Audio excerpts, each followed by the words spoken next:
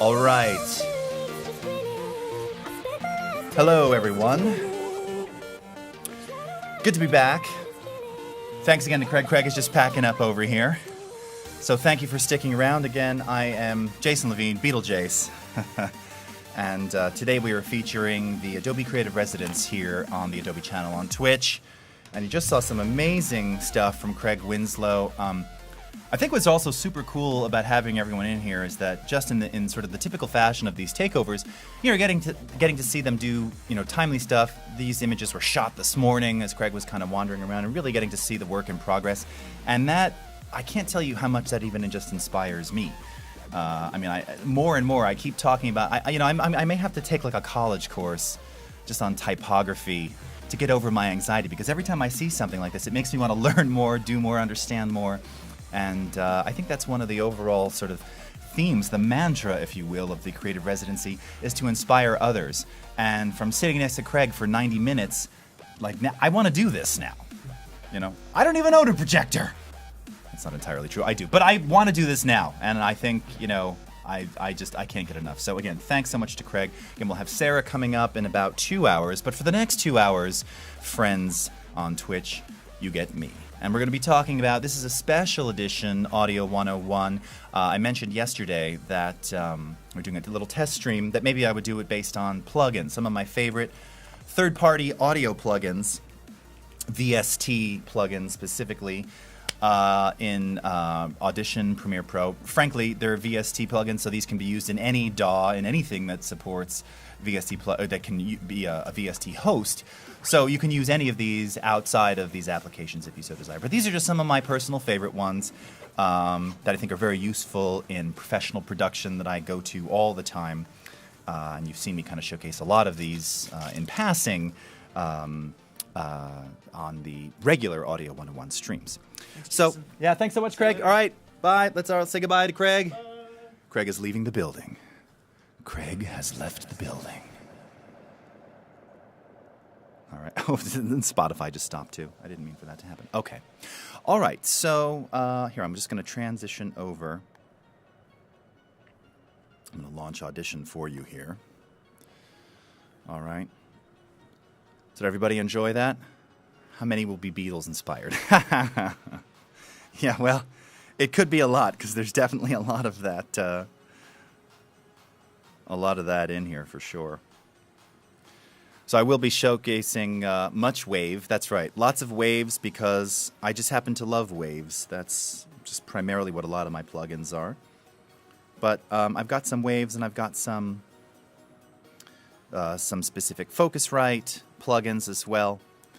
And as I'm continuing to load up stuff here, so just bear with me for a second. Loading up sessions. In fact, here I can even switch over to my screen while I'm doing that. Minimize me down there. It's quite a view I got there, yeah? Well, we are on a green screen. How do you know? Well, because where it was just almost nighttime, oh, now it's daytime. So or sunsetting-ish, I guess. Hard to tell. All right, let's get serious. Okay, let's go back here. All right, and I'm just going to open up another session for you here. Just got a couple different variations and things to showcase to you. What? It's a green screen? Yes. Well, now you know, we've we've done broadcasts from different locations in the Adobe building, and there are some, not that where you will see the Golden Gate Bridge, but there are some where, the views are quite beautiful and, quite San Francisco. So, yeah, don't wreck the illusion. Okay.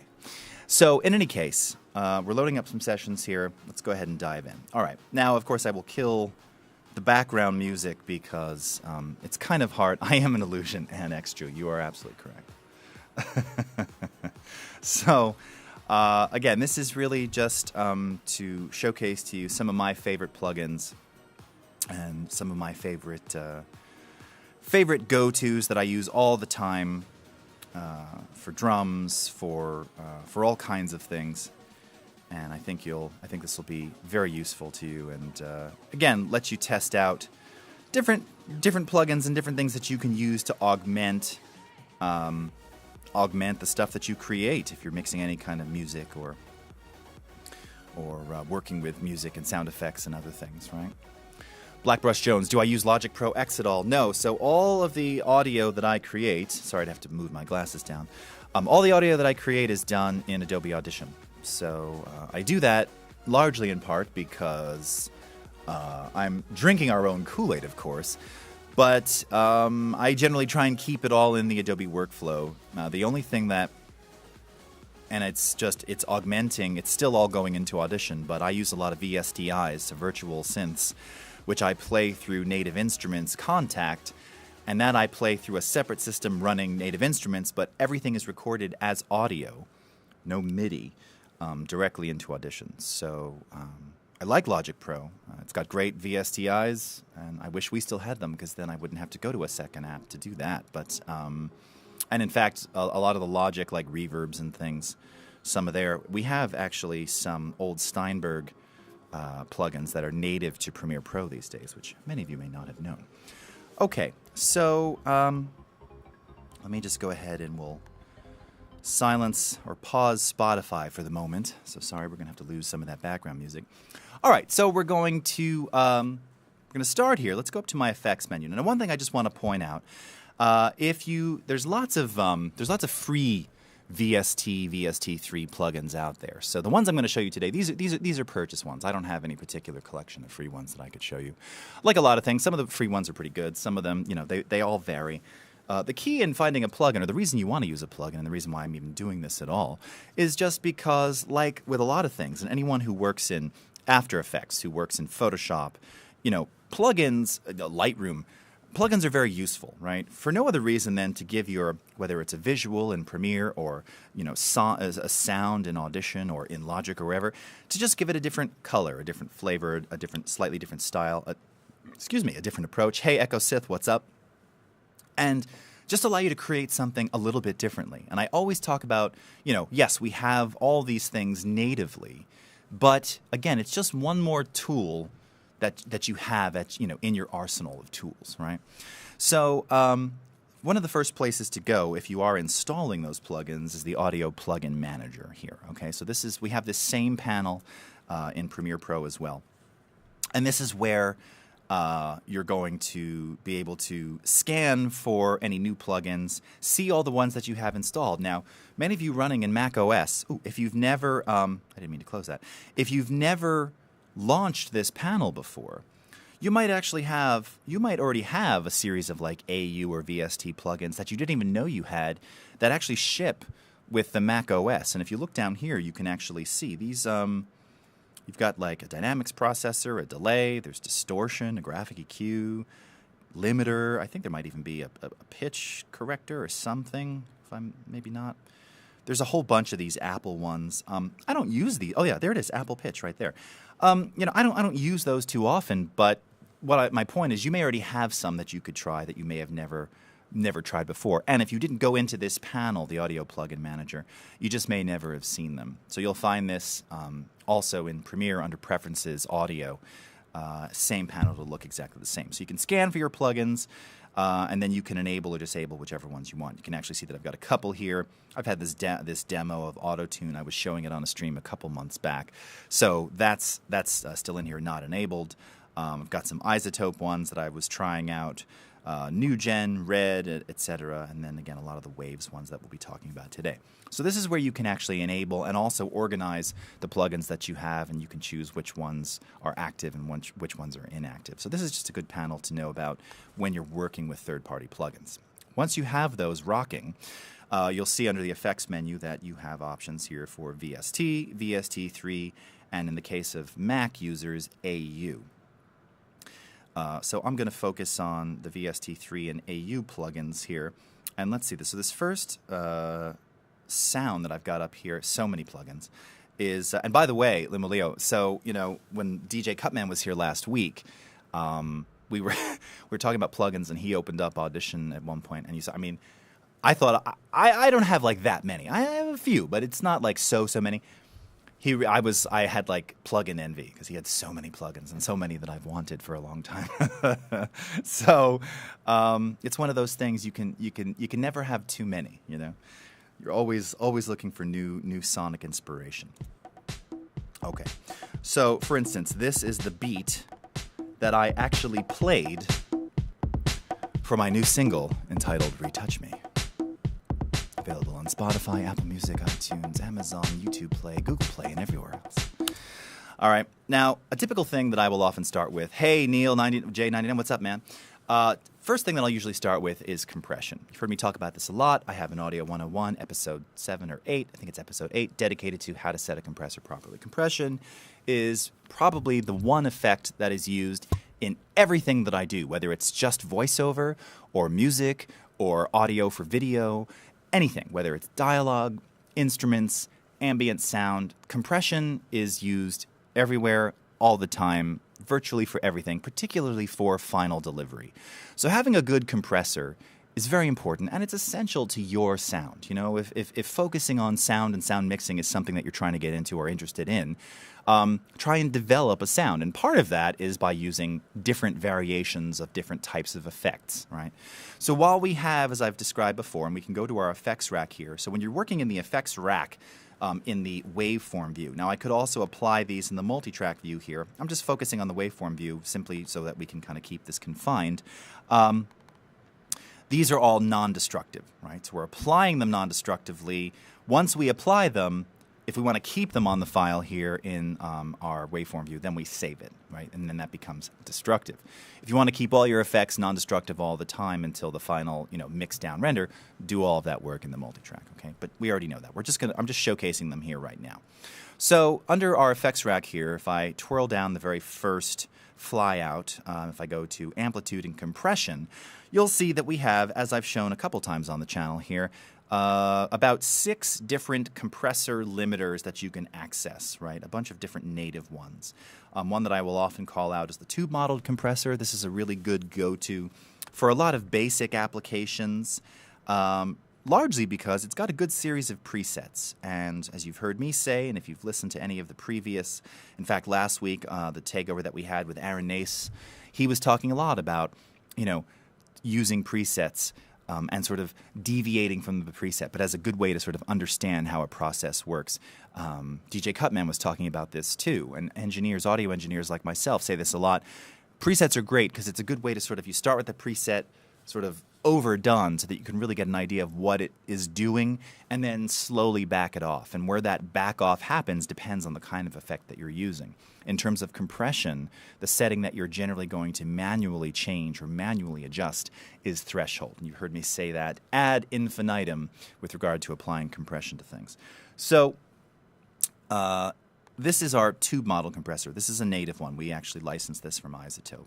And then we have another one which I consider one of my sonically favorite sounding ones, although visually a little bit more difficult to use if you're new to compression, which is our Dynamics processor. It also has a whole bunch of presets, many of which that I've authored over the years. And it has one in here that I talk about a lot called Classic Soft Knee. Now, the reason I'm pulling this up and the reason I'm going to play this is that this is emulating DBX 160 style compression. DBX has been around for I don't even know how many decades. They make all kinds of outboard gear for studios and for recording. They're still around. And they made a particular compressor, I want to say in the early 70s, it could be late 60s, but I think it was originated in the early 70s, called the DBX 160, that leveraged this thing called soft knee. And when you talk about, like you've heard me say, and we've used hard limiting, right? And then, sort of soft limiting. Well, it's just that. This soft knee, the knee refers to the type of sealing that it's using here. It's a softer kind of hard limit, if that makes any sense. But the DBX in particular had this characteristic where it wasn't pumping per se, but it was just this very timed release that gave it a very organic and very musical quality. It was wonderful for drums, wonderful for percussion, for voice, largely because it actually had an auto setting for its release time. And additionally, you've heard me say this too, a lot of your good plugins and processors out there, sometimes the auto settings, particularly when attack and release are concerned, can really by default, give you amazing results. That's why they have the auto circuitry in the first place. Not that you can't do things manually, but sometimes that auto is going to give you that particular sound. So if you take a listen to this. Now that's pretty hot. All right. I'm going to turn our input gain down a little bit here. All right. So here's without.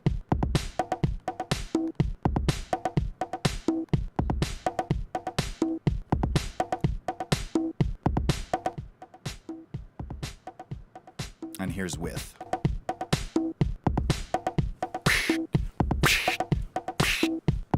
And if you actually look on the frequency analysis here,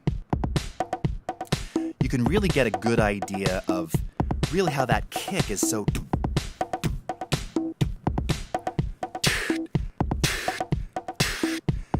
You got to sing with it. You got to make these sounds, right? Here it is without.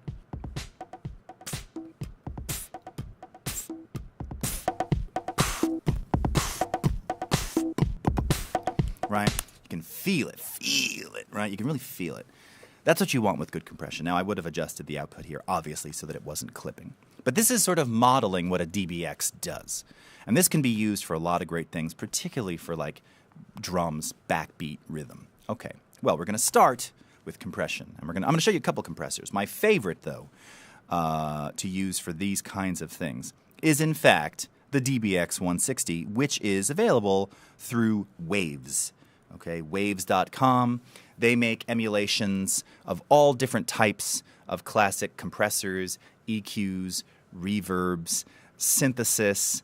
There's, countless numbers of processors. Chances are, if they're made, Waves has some variation of them, and they license everything from DBX to SSL to Neve to, you name it, all right? Now, there's dozens of plug-in manufacturers out there. I don't have any tie to them whatsoever. Let's be very clear about that. I just happen to like a lot of these, and these are all mimicking classic analog gear, many pieces of which I still have, including the DBX 160. So because this is a stereo file, I'm going to pull up the DBX 160 stereo and let you take a look at this. Now, one of the things that you'll see with most of these sort of modern recreations is that they just have, look at that. It's like I'm sitting over top of it now. This is when I kind of really dig the green screen. I mean, they just have beautiful UI. So even if you don't even know what these things do, you can't not appreciate how beautiful the recreation of the interfaces are. And as I've talked about many times, you're going to find kind of the standard controls here, okay? So your threshold, right? Threshold for compression, the point at which compression begins. You've got your metering here. So you've got your gain change or your gain reduction. And your gain reduction is set based on adjusting the threshold and what your compression ratio is set to, okay? And then you have your output gain here. So really the settings of this, very, very simple. You've got your input levels, your mix, and then you have your compression mode here as well. If you're going to work in stereo, meaning that it's going to compress left and right with the same compression, one compressor, a stereo compressor. Duo, so that it actually compresses the left and right independently, okay? So you can have different settings for the thresholds for left and right if there's actually different sounds. And then MS, which is like mid-side, and if you had this particular sound or recording that was mic'd in a mid-side scenario, you can apply the compressor in that way as well. And these are all going to give you different types of results. The other thing I love about this is that you'll see that it has, again, just like lots and lots of presets. So let's kind of go through these, all right? So here's the default preset. Let's go ahead and enable this. Let's go ahead and turn this on. I realized I didn't bring it in through the effects rack there. All right, there it is. And let's just turn this on. Let's see what it sounds like. All right. And I'm going to adjust the threshold here so that we're actually getting some compression. Now, currently I've got my ratio set to 4:1 here, which means that I have to see at least 4 dB of reduction to know that I'm actually getting or making compression happen here, okay? And now we're going to slowly increase the output gain, or the makeup gain.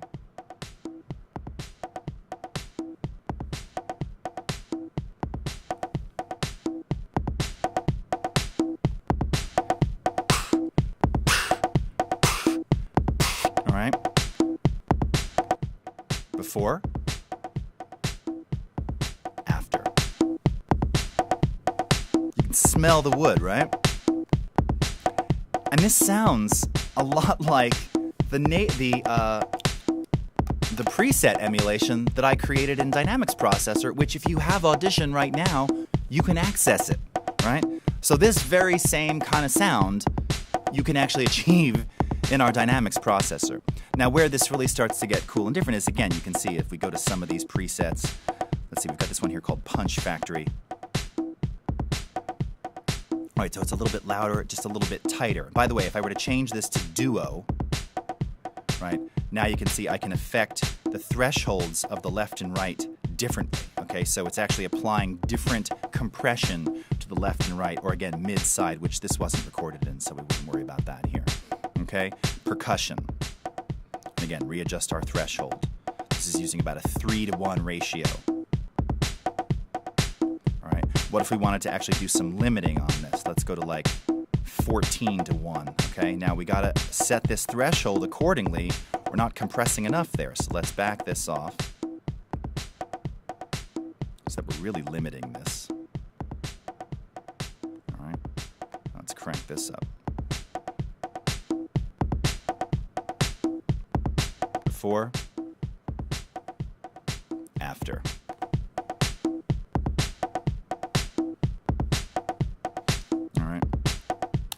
So, DBX 160, fat, analog, warm. You see you even have a noise control here.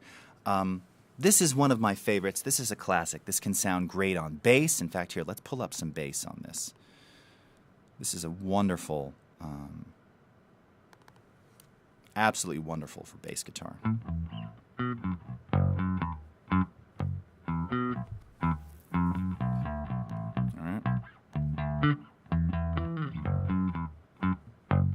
That's my Rickenbacker bass. We're in mono, so we'll choose the mono one here.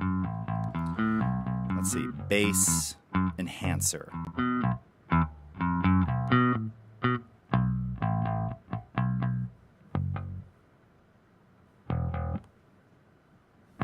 right, subtle there. And remember, you want to enable and disable the compression.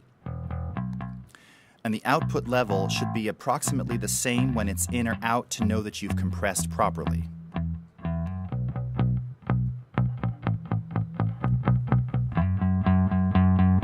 No compression. Sounds good, but just not a lot happening there. Kick it back in. You can really feel those attacks, right? Somebody knocking on the door there?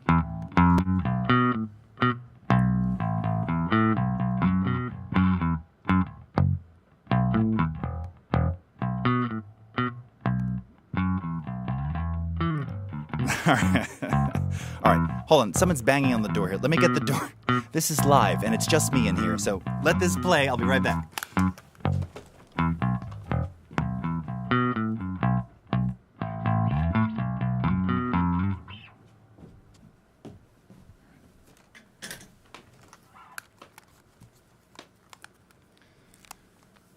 was trying to clone myself the other day. It didn't work. Okay.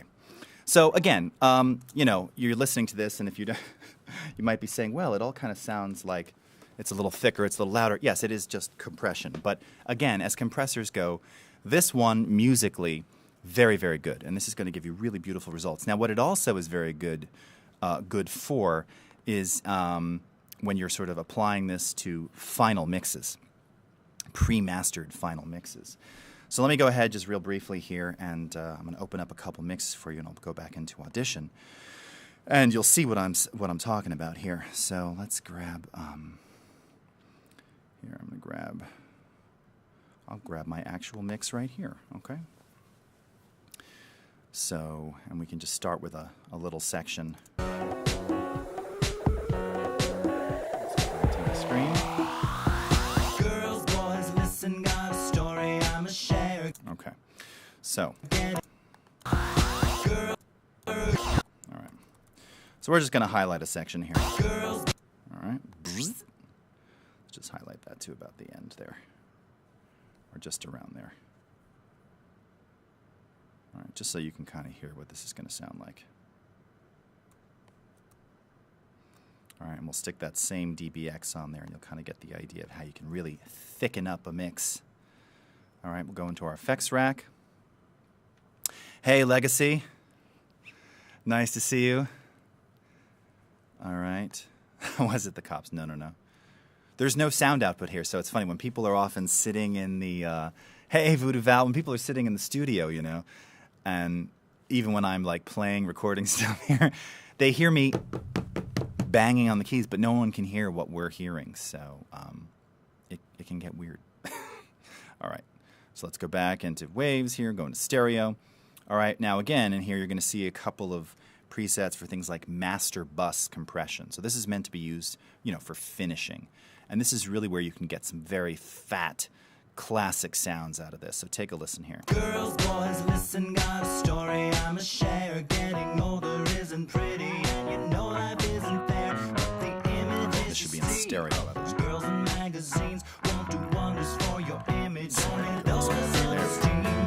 We were once taught that beauty is inside, but everything you'll start to see will tell you that's a lie. So you better learn now. So no compression. Hey, what's up, Caitlin? Remove the lines, remove all of the signs, remove any signs of life from my expression. No compression. Retouch me, they wanna see the way I used to be before age caught up with me. Just make me pretty. Thank you. Retouch me, remove the lines. Okay, so the fattener. You know, you hear people talk about make it fat. Well, you fatten it up with compression, okay? So DBX 160 is a great thing to use for that. Now, that can be used for anything. You can use compression during recording. You can use compression in mixing. You can use compression in mastering. Now, one thing that I want to show here, and I'm glad Which Name Morwin is here and many of our other attendees today who work in video. Yeah, Legacy, I do sound a little bit like Weird Al in that tune. So, you know, the truth is, and I'll say this and then we'll move on. And thank you, Mr. Complex. I never intended to sing that. And you know that with my low-voiced self, that's my thing, you know. But I had this inkling to record this, and I've always wanted a female singer to do it, and I don't know. So I sang it, but I didn't want to sing it like myself. So I sang it kind of in a different voice. And oh, thank you, Blackbrush Jones. And so yes, it's me singing very differently. But you know, so hopefully I can find you know, if you can think of someone, you know, Taylor, Katie, who might want to cover this, you know, Kesha, you know, drop them a line, forward it on. Let's make that happen. All right. So in talking about compression for mastering, for finishing, for video specifically. Now, you can also use that DBX 160. I will tell you, however, that again, because it's very analog. Oh, no, I know Legacy. No, I appreciate it. Thank you. Because it's very analog, because it is kind of old school, it isn't really ideal for finalizing a mix or mastering a mix sort of for today. Not that you can't. You absolutely can. This is not a rule. It's just that it doesn't really have the sort of characteristics of what a modern-day master limiter would sound like. So if you're trying to finish a project, finish audio for video project, finish a mix for iTunes, whatever, I highly recommend this next one here, which is by a company called NUGEN. And it is their NUGEN ISL2. And you've seen me apply this many, many times here on the stream in Audition and Premiere. And what's great about this plugin, for which they just had an update, by the way, is that this is what is known as a true peak limiter. And I've talked about this a lot. I'm sorry, I'm just trying to bring the UI sort of 100% into view here. Today, when we're mixing and finalizing our music, we're actually measuring our audio in a slightly different scale than we were even just a few years ago. Now, because everyone is so concerned and aware of loudness, we're actually measuring using a new scale. So whereas a couple of years ago, things were still measured in what was known as dBFS, decibels relative to full scale, now, particularly in broadcast, but really ultimately everywhere for delivery, we're looking at and measuring true peaks, which uses a new scale called LUFS, loudness units relative to full scale. also known as LKFS, loudness units K-weighted relative to full scale. But after some recent modifications to the standard now, it's the same. So LUFS is the measurement that we're using for this. This NUGEN True Peak limiter conforms to all of that. And it also gives you a very modern, very wonderful, loud kind of mastered sound. As again, it uses and comes with lots of presets to get you started that are actually built specifically for specific broadcast and delivery needs. So you can see I've actually got presets for film audio delivery, for different broadcast safe. Oh, and they actually, I was looking yesterday, they do have a -2. Okay, it was still there.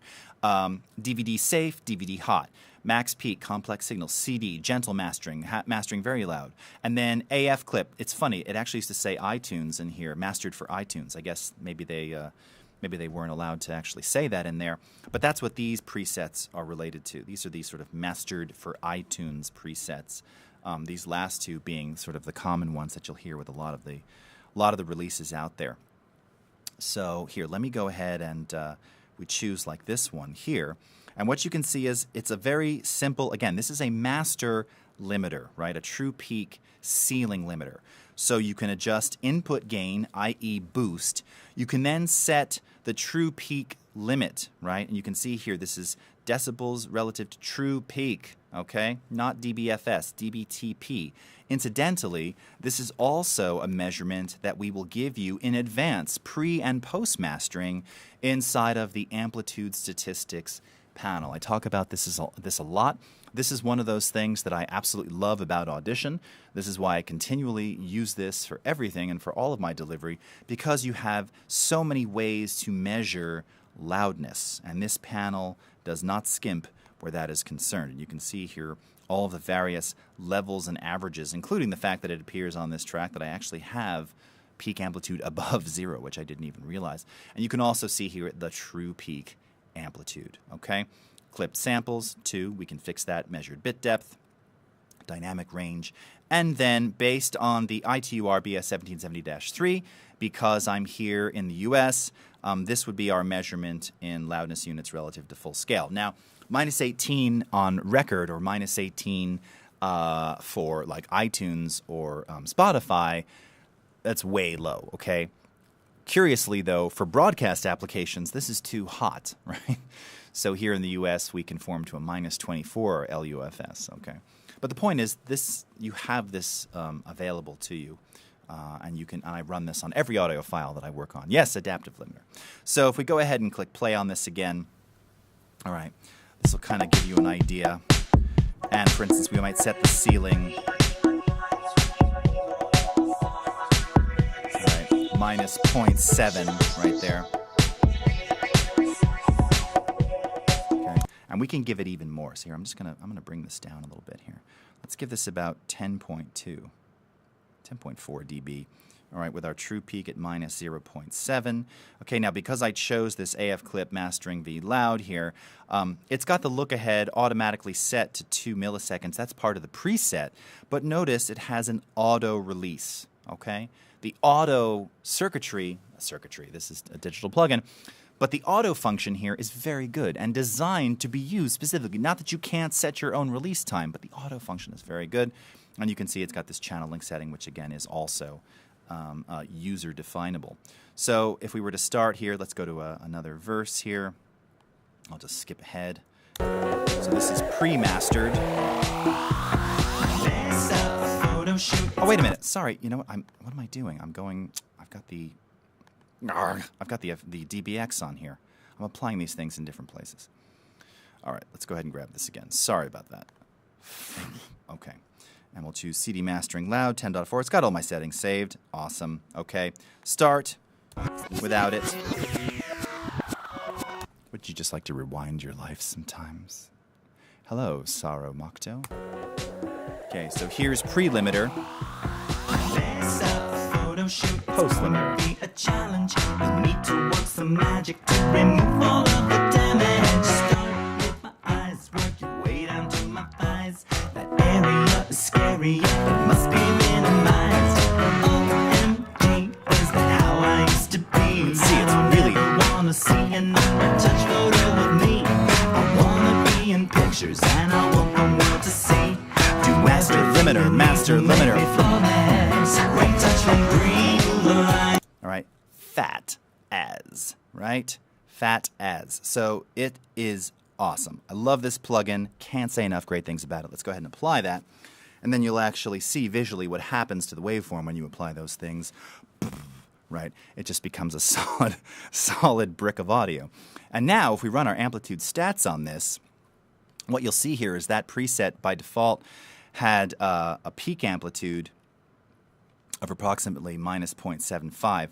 So you can see, based on that, right, we are still within legal true peak limits. Now you might say, oh, how come peak amplitude and true peak aren't the same? You had the true peak set at -7. Yeah, well, again, true peak is using a slightly different averaging method here. It's not just that absolute peak. So you will see differences. And here it's only 0.2 dB of a difference, but you're often going to see a difference in the peak amplitude and true peak, particularly as you approach 0. Needs more compression. Yeah, right? Now, again, not uncommon to add additional compression, add a limiter. I was even talking with Cutman last week. Hey, Darius, what's up? Silari. Where you've got, compressor or limiter, compressor, limiter again, or compressor, limiter, limiter. And Cutman was talking about stacking, again, using waves L1, or no, it was L2, L1 and L2, or L2 and L3. I'm forgetting now. I think it was L2 and L3, where you're using one to kind of do a bit more of that bass and treble thumping, and then you use the other one to just kind of overall give everything a bit more lift. And sometimes you can implement a little bit of EQ in there just to make it even fatter, more pumpy, more in your face. Stereo spreader, yeah. Now, Blackbrush Jones, that's a great question there, because stereo spreading is cool, and we've got a fairly decent one actually in Audition called our Stereo Expander. Just to pop out of plugins for a second, but since you asked, you got to be a little careful with the stereo expansion, particularly when you're using limiters and using a lot of serious limiting, because again, you can kind of, you're messing with phase when you're working with a stereo expander. So your center information can get a little muddied at times, or just kind of thin out or seemingly disappear. And you can often lose a little bit of amplitude if you're not careful. So it just depends. And I appreciate you bringing that up, because I wanted to point that out. Stereo expansion used very commonly in mastering, again, in that same signal chain. Compression, limiting, stereo expansion, compression, limiting, stereo expansion, limiting again. There's no absolute. It really just depends on, as you know, what best suits the project. But you can kind of get an idea here, those of you listening. If I go ahead and turn this on. So right now I've got it at just normal, 100%. Let me play this for a second. All right. So I'm going to start expanding the stereo here, all right? Listen, got a story I'm a share. Getting older isn't pretty, and you know life isn't fair. But the images you see, let's narrow it. Magazines won't do wonders for your image, only lower self-esteem. We were once taught that. Okay, now ready? Here's no expansion, all right? Here it is with.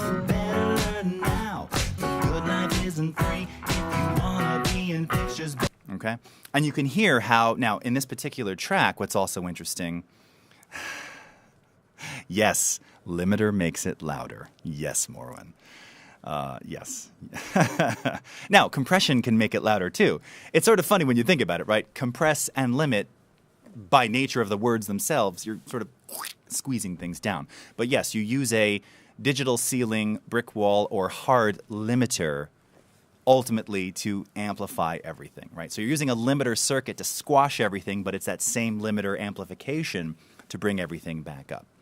So, but with stereo expansion, you just got to be a little bit careful. And that track was a bit unique in the sense that I actually had hard left and right panned doubled lead vocals. So you saw that as I spread out the stereo even more, the kick and snare, which are in the center, you didn't really lose them. They were a little less present. Again, something that we could control with more compression or limiting.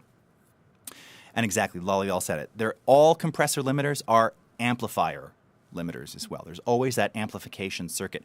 Another reason, incidentally, to use the DBX 160, as you heard when I was adding it there, but the the amplifier circuitry in the DBX is part of what makes it so good. It has that warm, fat analog sound, right? The NUGEN, which I just showed you, has a warm, I don't want to say analog, but very, very beautifully modern, but not harsh digital kind of sound, right? And for a final mix, you kind of want to lean more towards that generally today. The DBX 160 might sound a little too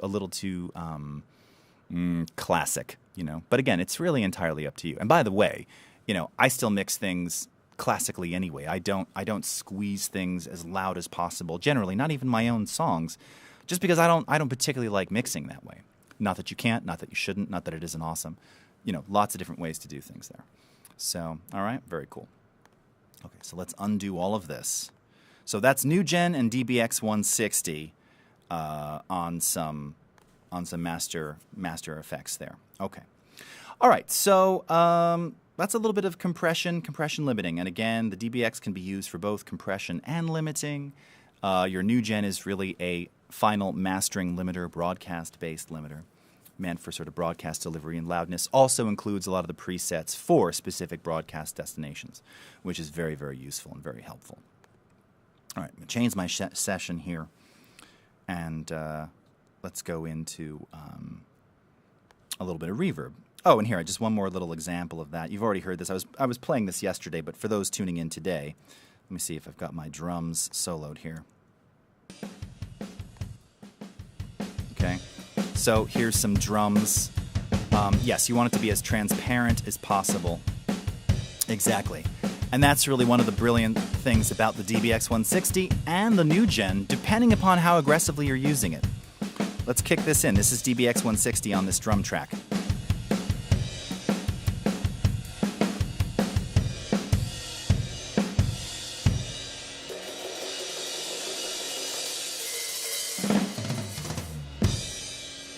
And you could hear,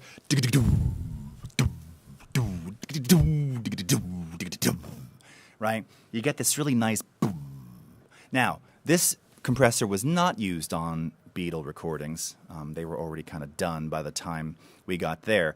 But if you listen to classic late 60s, you know, preferably like White Album, Abbey Road, Beatle recordings, even Sgt. Pepper, where they were using a URI 1176 limiter, compressor limiter, you had this, particularly when Ringo would hit cymbals, you'd get this kind of, you'd hear the attack, but it wasn't harsh, and then you'd kind of get this, everything almost sounded like a gong.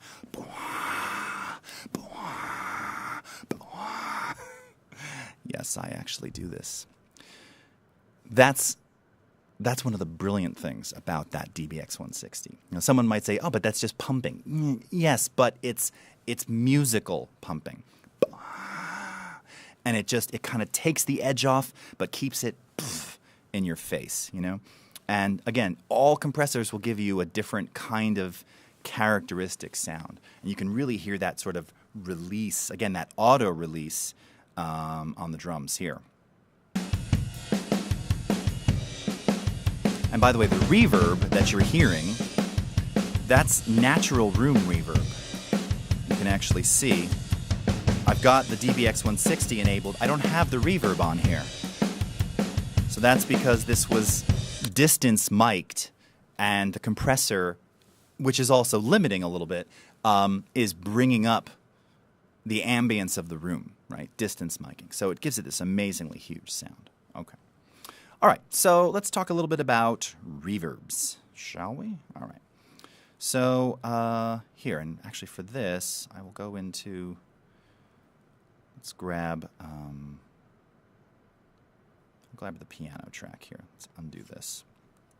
All right, so let's take a listen. So I've got some piano. This is from a still as unreleased track of mine called Carrie Ann. Let's just take a listen to this piano here. You can actually hear the bleed of my vocal in there. Darius, have I ever deliberately way overloaded a compressor for an unusual sound? Absolutely. Yes, indeed. And that's just the point I was making, is that compression, because of that amplifier circuitry, you can use it as an amp. It's an amp. It's a preamp. It's a post amp. So yeah, you can do crazy things with compression to get especially for sound design, but also musically, to get very interesting sounds with guitars, with drums, with vocals. Absolutely, it's Lysander. Yeah, I mean, you can just. It's really cool what you can do, and you can do a lot of these things with our native ones too. Natural reverb is the best reverb, Solar. Yeah, I couldn't agree more. Don't get me wrong. I love using great reverb like the one I'm going to show you now.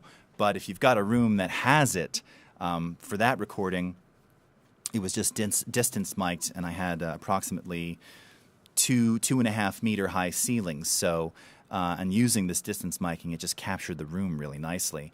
Some of my older recordings, I actually created an echo chamber in this environment, where I actually had a loudspeaker projecting down a long corridor with these high ceilings and microphones at the end, way up top, capturing all of that decay. And hey, Cliff One, what's up? And that actually, that's like, that's there's an emoticon for that. Actually, Solara, you just showed it there. It's that. That's how I feel when I hear that. Okay, so let's go ahead and grab one of my favorite reverbs. Now, once again, just to kind of show you here, naturally, we have 5 different reverbs in here. Now, all of these are what we call convolution-based, so they use actual impulses to simulate different types of rooms. The convolution and full reverb in particular, very, very good. Have a lot of different impulses that respect and actually have the characteristics of real rooms. The studio reverb is my favorite go-to, the native reverb in Audition, not unlike the platinum verb in Logic that someone was mentioning before. Just all around can get a lot of different sounds. And of course, you've got a lot of preset options there, many or most of which I created. So again, you've got everything from drum plates, guitar amp. This is sort of trying to simulate spring-style reverb. Outside mastering reverb, ambient reverb, and then these vocal reverbs are some of them are more hall-like, some of them are a bit more plate-like. Then we have classic hall.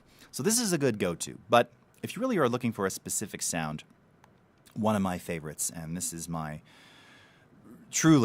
something that and it could be my love for 60s and 70s, but also it has a characteristic that's unlike really any other reverb out there, is the Abbey Road studio plates. Now, this is an investment in your mixing future, because some of these are not super cheap, but they just have a sound that is really unique. And actually, I'm going to open up, before I even play that, I want to open up another session for you here that I did with Fuzzy Island, and so you can hear again the characteristics of this reverb, specifically on a song of his, a cover that he did that I put out a video for on YouTube called Louis Collins. Okay, and what was kind of essential about this, and this is going to have to pre-render some of this, so it's going to take a minute. What was essential about that was that I used a mono plate reverb with a very particular kind of EQ to give it a very classic, old school kind of sound. Now, that's one of the things that you want to play around with when you're working with reverbs. And I actually had someone yesterday contact me over Twitter to do some denoising. And something that I talk about a lot, if you're trying to remove or denoise things, oftentimes when you denoise or kind of take the ambience out of something, it can wind up sounding, even if you don't end up with noise artifacts, it can just sound too clean, right? Too dead, too dry. And a lot of times you want to add the environment back in. And the best way to do that is to actually add a little bit of reverb. Now, how you color, how you treat that reverb matters. And there's a lot of different ways to do it. Now, before I get to the plugin here just for a second, I'm going to just show you something natively here so you can get the idea. If you were to go into something like, here, let's say, I'll go into this, let's go into the full reverb here, okay? And it's telling you this is like a process-intensive effect. This is not the most ideal for real time, by the way. Inside the full reverb, you can see that you have all of your kind of standard settings. So decay time is how long the reverb lasts for. Pre-delay is you actually hear a little bit of this echoey reflection of the reverb in advance, okay? Diffusion, how it disperses, and then perception, if you want it to be more absorbent, or dampened, or more reflective, okay? And then you actually have settings for early reflections in the full reverb. So you can actually recreate the size and dimension and the high pass cutoff, and by that I mean the materials on the walls, right? A tiled room is going to have a very different kind of setting, a very different sound, a very different reflectivity as opposed to a wood room or as opposed to a room like this studio, which is totally sonically dead. There's no echo in here. You know, by design, they've got all these treated walls with stuff on them. So you can very properly recreate. You notice it's even it's even done in meters cubed. So again, we did it right.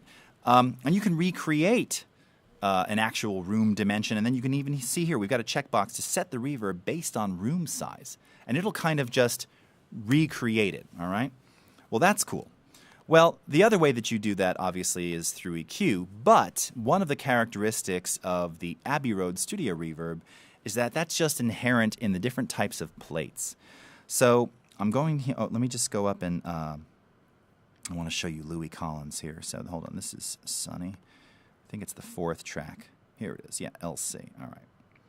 LC, Louis Collins, not for LC Finch. All right. So I want you to take a listen to this for a second. And I'll start with the reverb off. And you can see that on this, this is, by the way, this is just vocal and guitar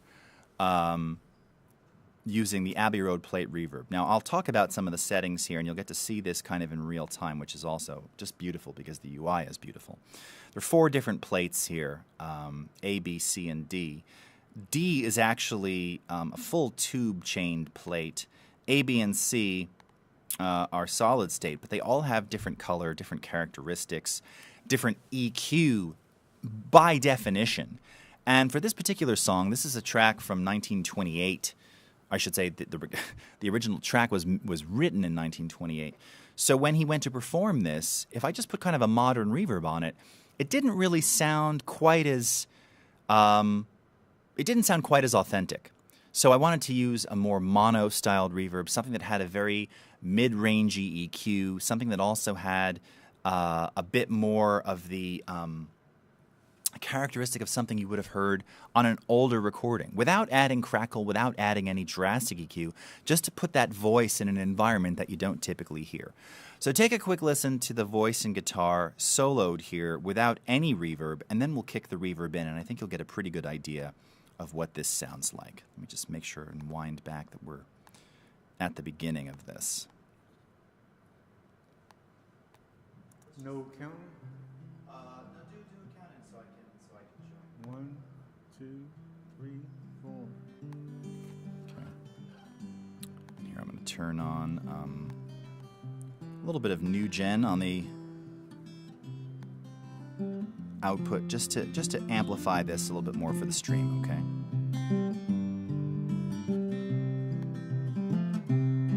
Miss Collins, weakness, calling moan.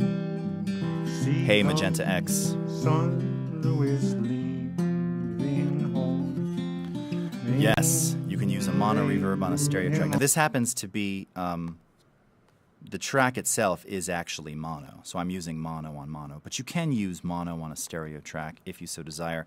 For that, you'll often see that's a little bit different. So again, this is a mono track with a mono reverb. You'll often see when you add these things, most of these will have variations. So you have mono and then like mono stereo. This is what you would choose if you were actually applying the mono reverb on a stereo track. Okay, and then you have just straight stereo. But we're using mono on a mono track here, which is, again, kind of old school. Let's go ahead and kick this in and listen to how it really changes the whole color and the flavor of this. Away. Right, here we go. Angels laid him away. They laid him 6 feet under the plate. Angels laid him away. Let me just, oh, whoops, I didn't mean to do that, sorry. Let's skip ahead and go back to where there's some more vocals here. I'll isolate just the voice. Now, of course, there's guitar bleed anyway. Shot one St. Louis, shot two, calling, shot him through and through. Angel laid him away.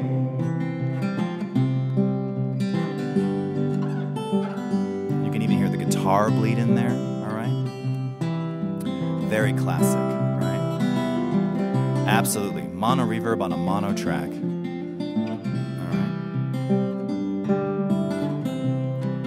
See how much of it we're actually hitting right here. They heard that Louis was dead. All people they dressed in red. Okay. Now for this particular one, you see you've got just a couple of simple settings. Okay, you've got the damper here. So this is basically your decay time. If we wanted to make this bigger, take a listen. I'm going to wind it back. So warm, right, Lolly Lol?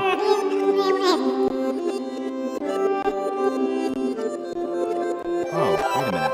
This is, I see. It's keyboard shortcuts. That's what's doing that. Okay, hold on. Let me close this session and its media and reopen it. I just changed a bunch of things by accident. Okay, let me reopen that. Okay, so yes. Do you remember how he was mic'd? Funny you should ask that, Solari. I do remember because I mic'd it. So actually, very simply, the guitar was mic'd with an AT4041, which is a high-end cardioid condenser. And in fact, here, let me switch over just for a second. You can actually see it. Hold on, I'm going to pull up, and I'll put the link in the chat. You can watch and hear the final one on YouTube as well. Okay, strange recommendations here. Let's get out of this. All right, hold on one second. Go into my channel here. So a single AT4041 about 6 to 8 inches away from the hole and approaching sort of the neck. This Martin that he's playing on is a very classic Martin guitar, and here, I'm just going to mute this so you can see. I should take a look at this here. Okay, hold on. I'm putting this back on for you. So you can actually see right now. So this is the miking setup right here. So there's the AT4041. Again, about 8, maybe 8 inches away. And then there's the AT4050 multi-pattern condenser for the vocal, okay? So just 2 mics and not super close. And you can also see with this particular Martin, the way that he's playing, he's actually angling it up. Oh, thank you, Magenta X. He's actually angling the guitar up. So this actually improves the capture of the sound, but it's a totally clean capture, all right? So that's it. That's exactly what, and if you can, here, I'll even put this link in the chat. Okay, I'll stick this down here so you guys can watch this for yourself. It really creates a very beautiful sound. So if we come back to this now, let's go back to our LC. Here we go. All right, let me expand this. I'm going to take that off. Got to put my NUGEN back on here. Sorry about that. Let's increase this. All right, 11.4 -2. Okay. And play. They dressed in red. Angel laid him away. Okay. Angel laid him away. Now we can increase the wet signal here. They laid him 6 feet under the clay. But you can hear this warm sound, you know. They are, in fact, steel strings. That's right. So that's the crazy thing. This is that guitar is it's a limited edition Martin. I think he said there was only about 100 of them made. I don't know the model number, but it was modeled after a particularly classic old one from the 30s or 40s, and it's a reissue, but with all these it's just done by hand, older parts, and it's just crazy warm. So if you listen to the guitar by itself, this is actually, there's no effect on this at all. just clean, just a little bit of EQ.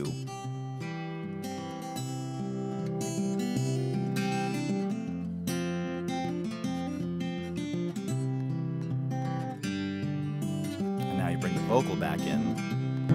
Oh, kind friends, oh, ain't it hard? See Paul Lewis in a new graveyard. The angels laid him away. All right, and once again, this particular effect, not only looking beautiful, you can see it's got some additional settings, which I rolled off a little bit of the treble. Again, part of the warmth there is because now we can increase that. The angel laid him away.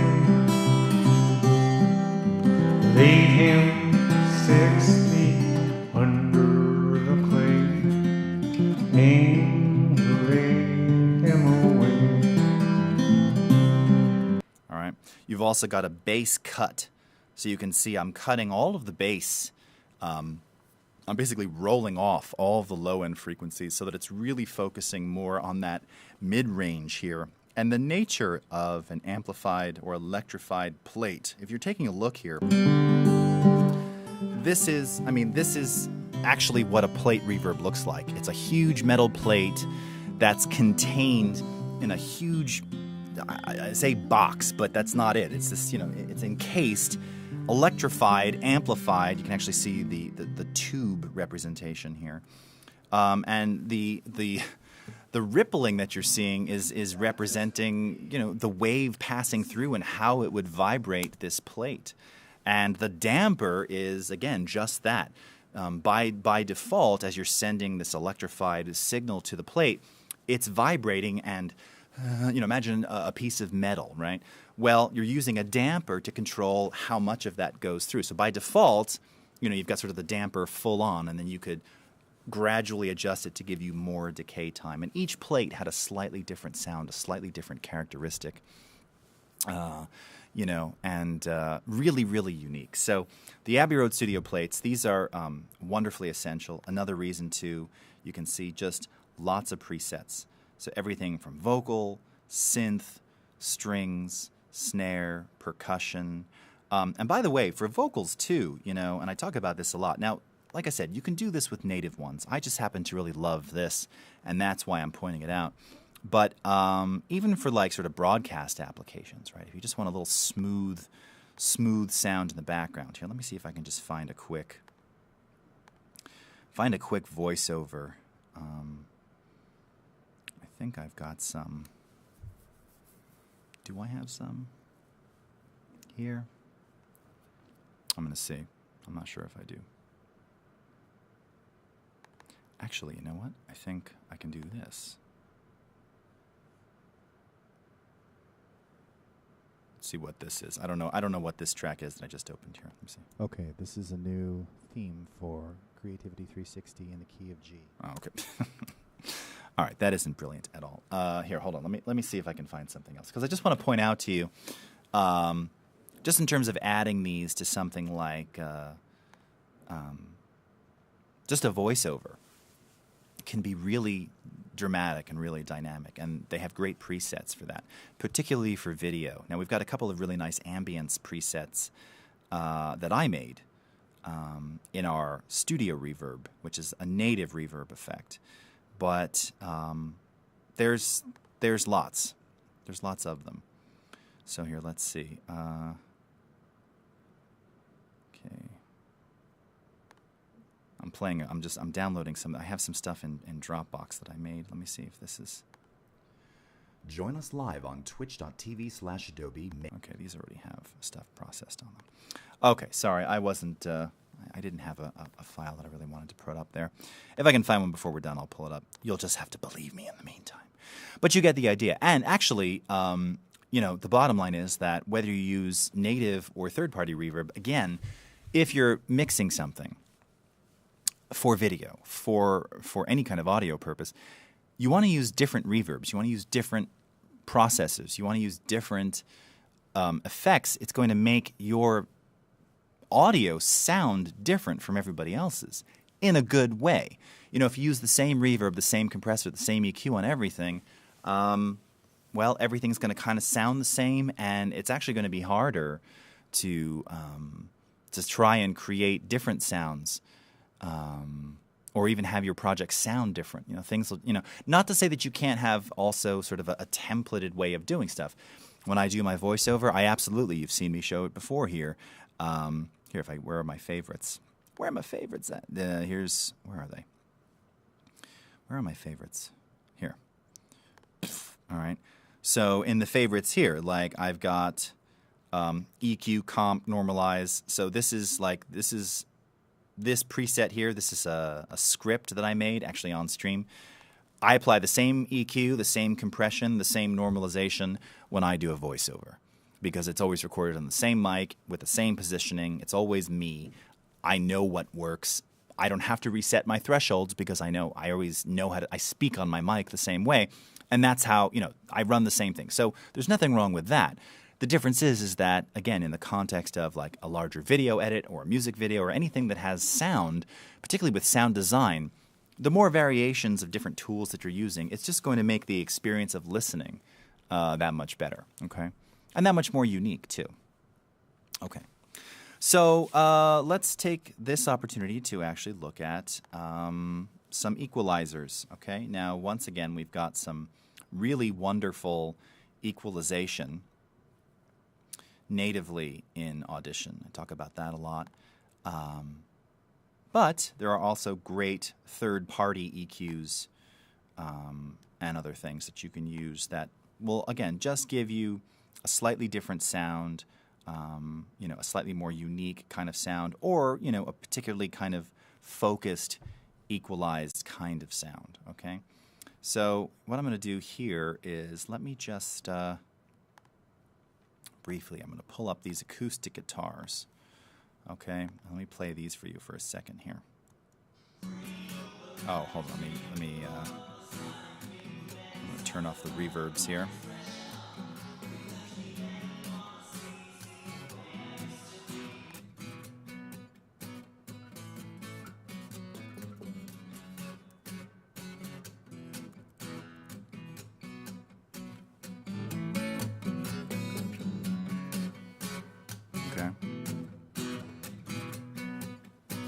Now, all right, here, I'm just going to loop this back and forth so we can keep listening to this section here. Okay.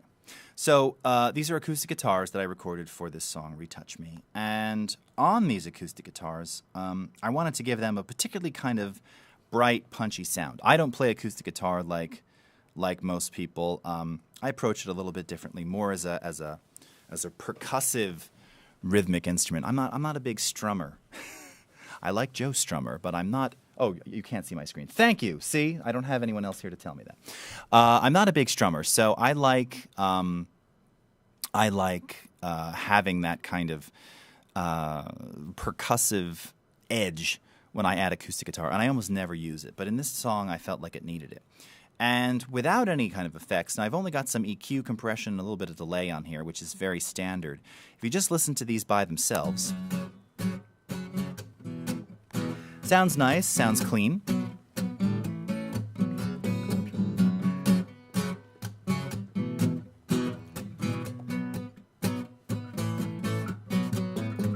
All right, now let's kick in the EQ compression and delay.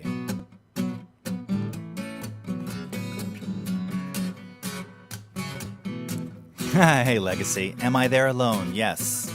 Am I lonely? Not with all of you here. I'm never lonely with Twitch chat.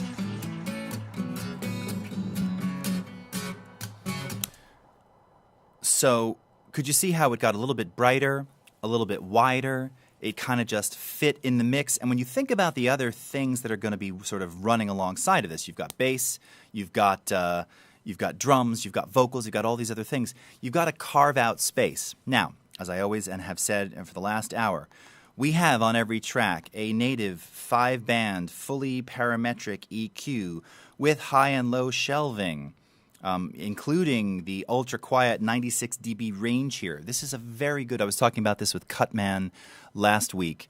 Very good sound, and I use this all the time. And we have some good presets in here too. Again, you can kind of take a look at these. You're also seeing some of mine. In fact, I think we even have an acoustic guitar preset. So here, let's actually see what that sounds like. Let's go. I'm going to turn off the EQ on here. Now this is doubled. Again, good recording technique. You want to make something fatter, double it. So this is me playing two separate guitar parts, playing basically the same thing. I'm not really varying the part that much, not like it's written down. I'm just kind of grooving with it. So let's go ahead and let's go ahead and implement that acoustic preset to hear what that sounds like.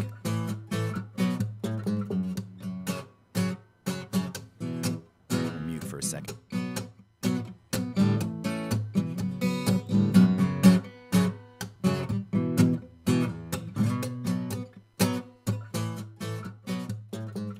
Okay, so it just added a little bit of top.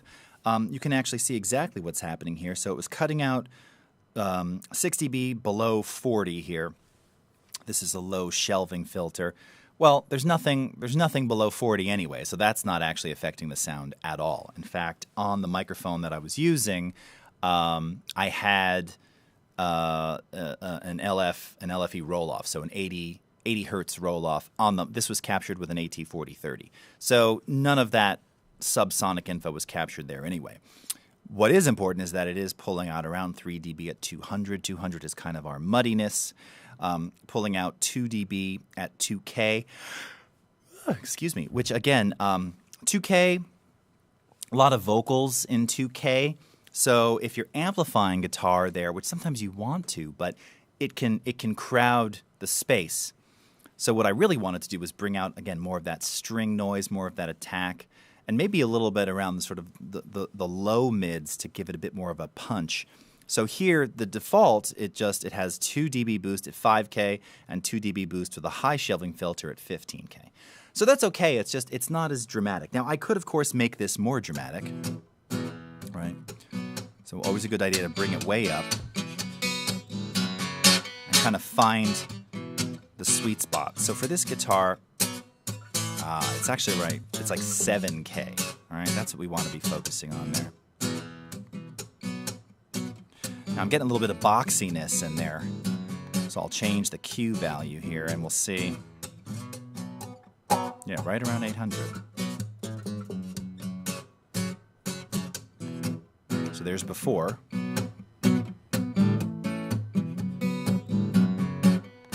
There's after, okay?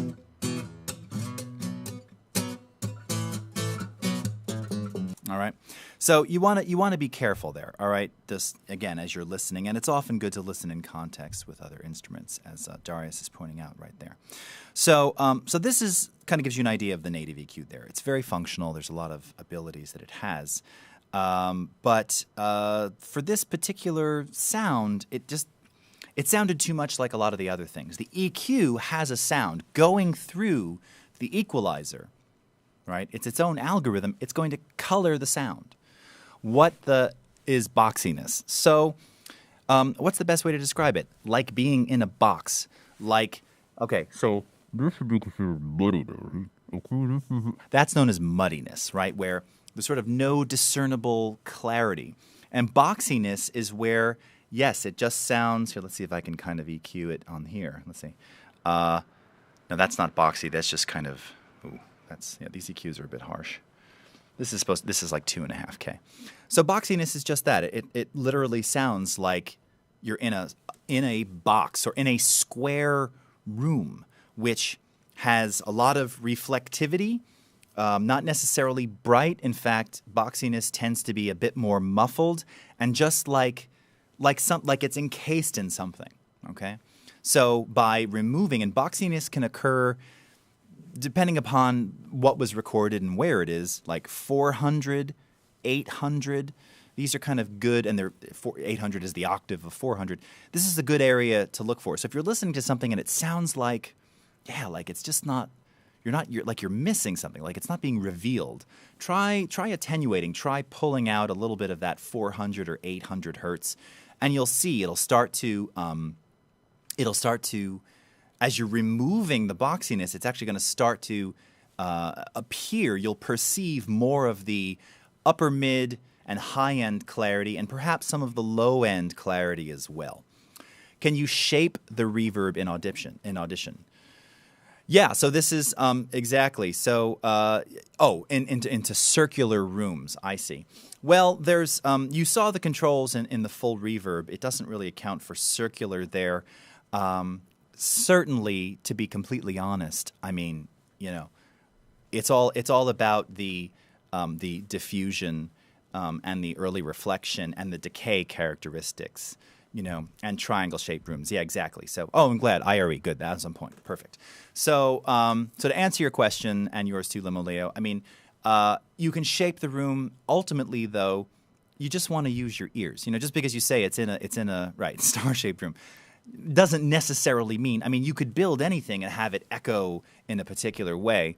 It's more about using. It's a combination of, as I said, early reflection, diffusion, dampening.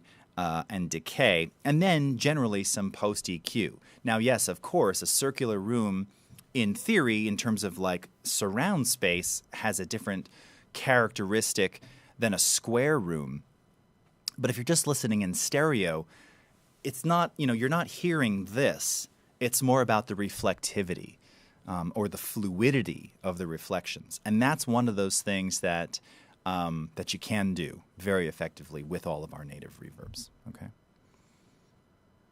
Yeah.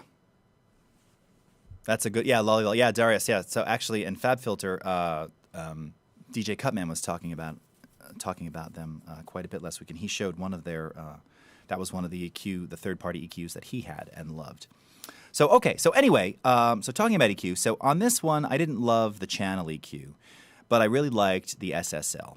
And this is kind of my standard go-to for a lot of things. This is, again, a Waves plugin that mimics a classic solid-state logic. That's what SSL stands for. E-Series, analog console. And really, again, if you kind of look at this, now this is kind of a combo because this has not only equalization, so it has a low-frequency shelving filter, low mid, high frequency shelf, and then it's got high pass and low pass filters, but it also has in-channel dynamics. So you've got a built-in SSL compressor and a gate on each of these channels, which again just allows you to kind of amplify the sound a bit more, control the dynamics, add punch or attack, or just to even out something to really effectively make it kind of just pop in the mix. So, but more importantly, it has this very analog, again, kind of sound, which ours does too, but it's a different sound. So here you can see I've actually got the analog circuitry enabled. What I love about this too, as I mentioned, dozens of presets. And they've actually got a lot of presets from like very famous engineers. Chris Lord-Alge has worked with countless modern groups. Mike Hedges is another. Steve Lillywhite works a lot, or in the past, with U2. Dave Darlington, amazing engineer. He's actually featured as one of the engineers who tests out a lot of these various plugins and presets. You can actually see, and these are his presets, like his presets for equalizing and compressing EDM-based kicks, claps, hi-hats, drum loops, punchy bass. So these are great go-tos, you know. They're not necessarily going to be, again, exactly what you want, but it's a good way to get started, right? It's a good way to kind of point you there, get you in the right direction. So using some of those, I actually started with one of the Chris Lord-Alge acoustic presets, and I've since saved that out and modified it. But just to kind of contrast before what we had, so here was what it sounded like with the channel EQ.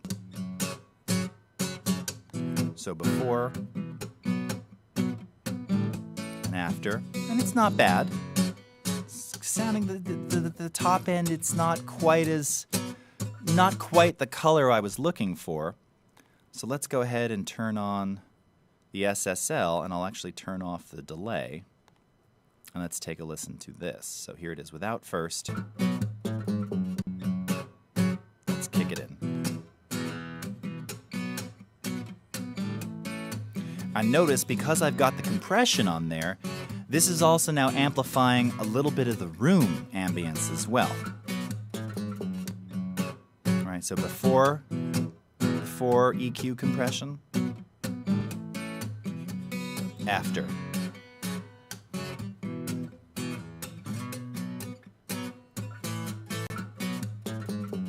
Okay, and just gave it a little bit more. All right, a little bit more color, but without that kind of top end harshness. And then when you've got those doubled, as I showed you just a couple moments ago, so let's kick both of these back in.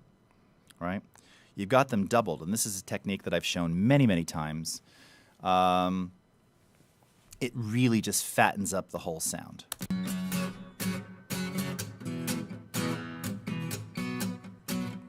And by the way, without talking about delays, because we won't have time for delay today, using a 232 millisecond delay with our classic analog delay, so this is one of our native effects, analog delay, 232 milliseconds for this guitar is giving us eighth notes, right? 1, 2, 1, 2, 3, 4.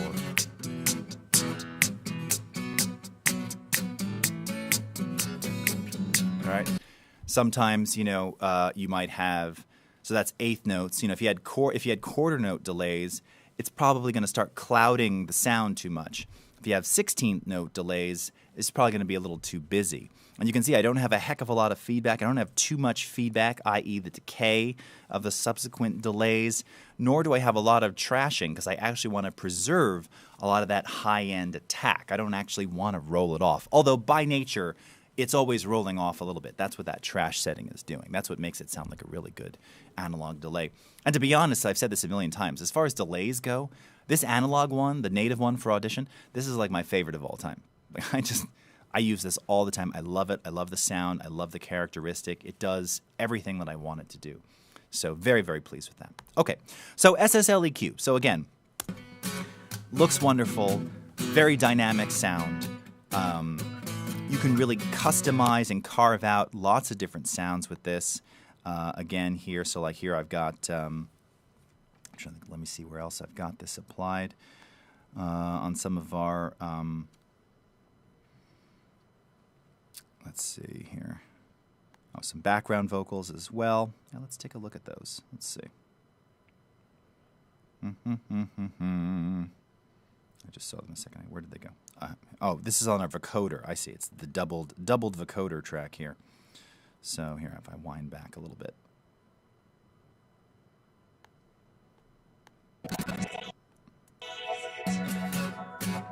Just that 1 second. Okay. They can be used for anything, all right? And like I said, these are just among some of my favorites.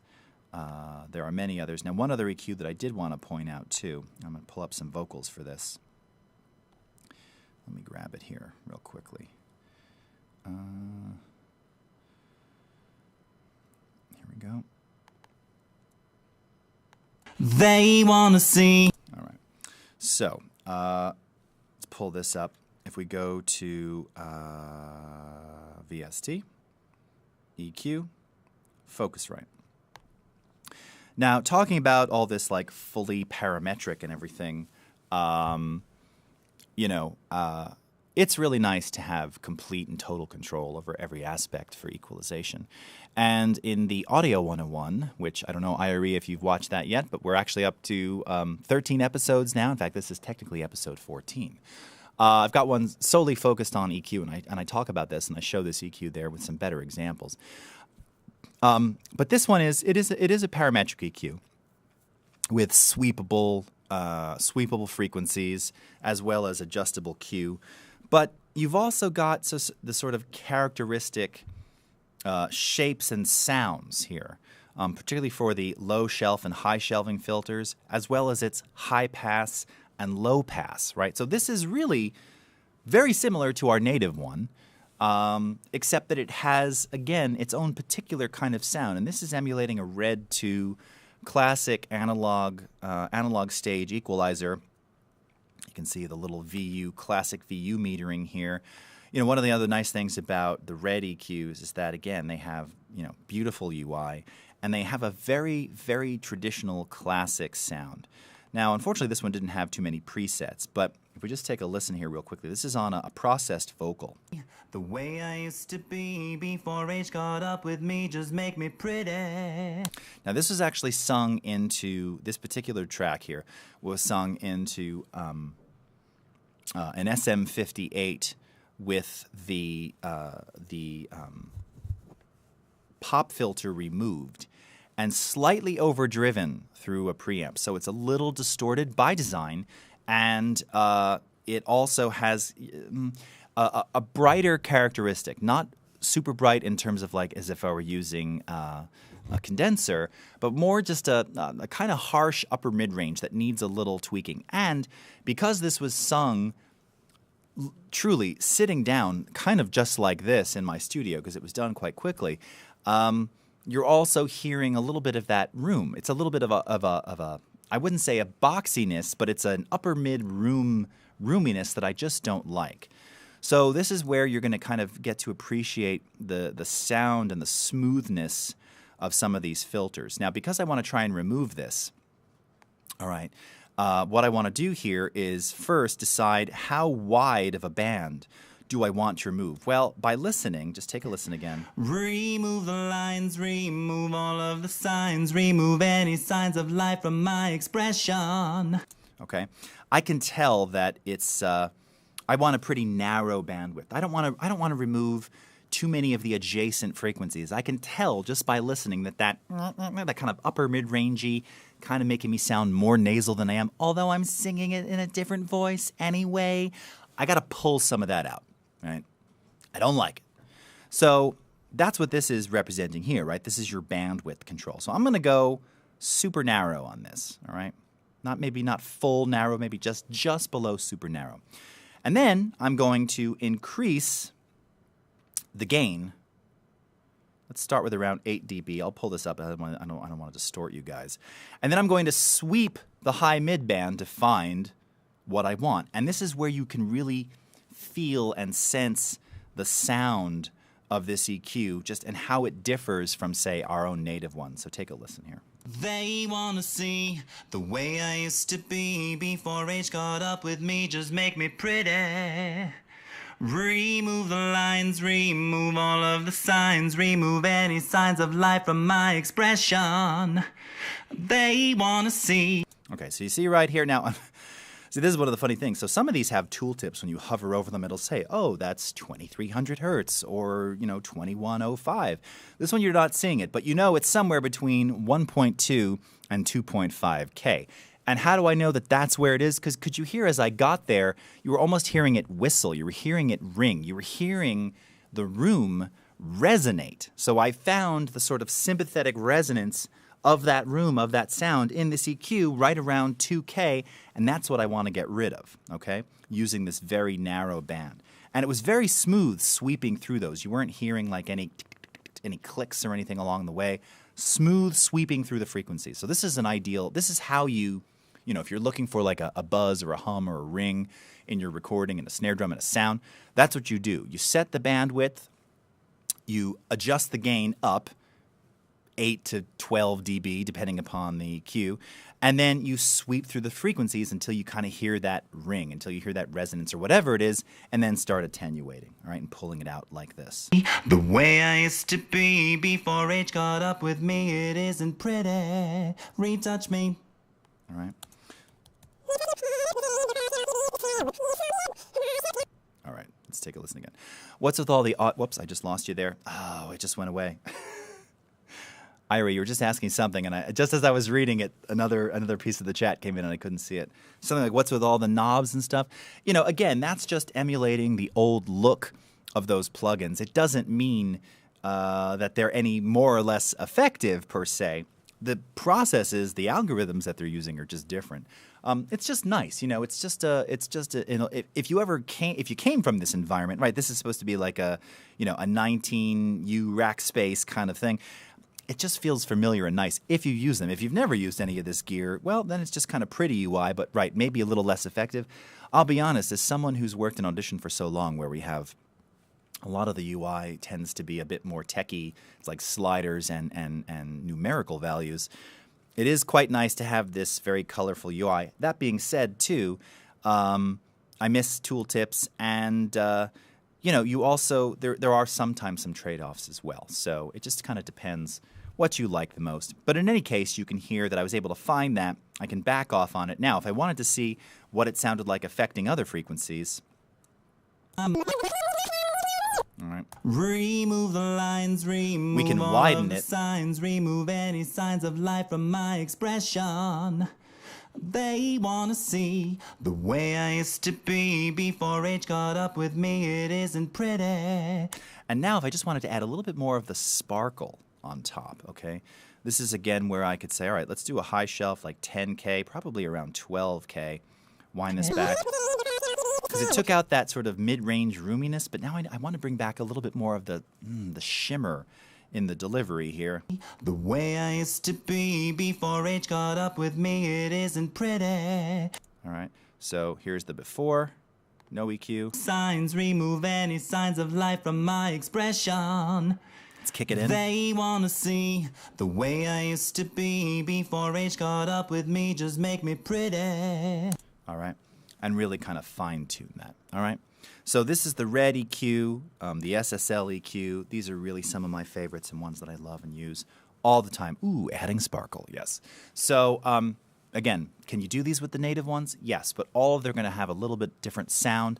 And the more that you can implement in a mix, it'll change the overall sound of your mixes. You know, I've had a couple people say who've listened to this track that it, aside from me singing it differently, it sounds a lot different from some of my other things. Like the actual sound, the mix sounds very, very different.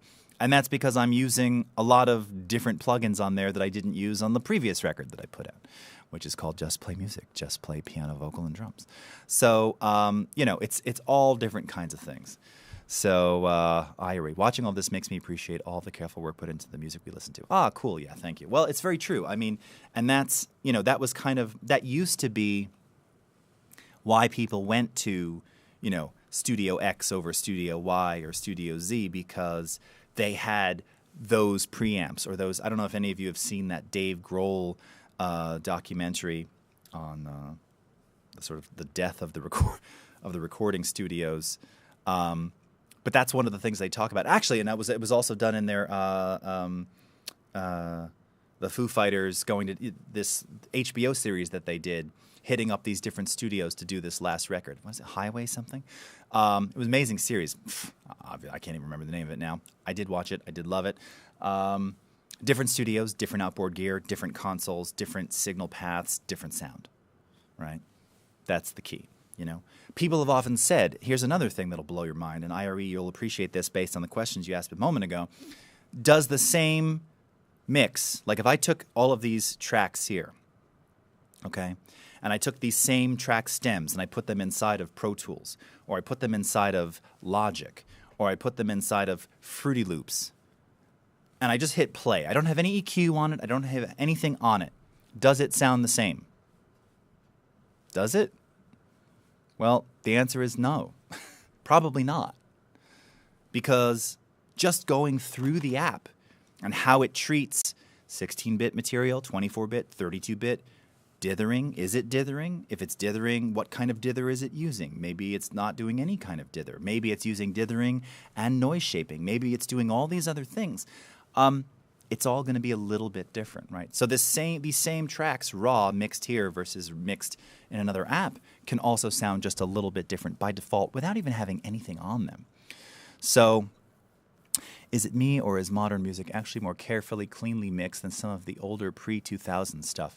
Well, you know, yeah, I'd say yes, no. I mean, again, I think it depends. You know, you could argue that today's stuff, it's because you're not fighting a lot of the limitations of the medium. You know, it used to be in the analog days, of course.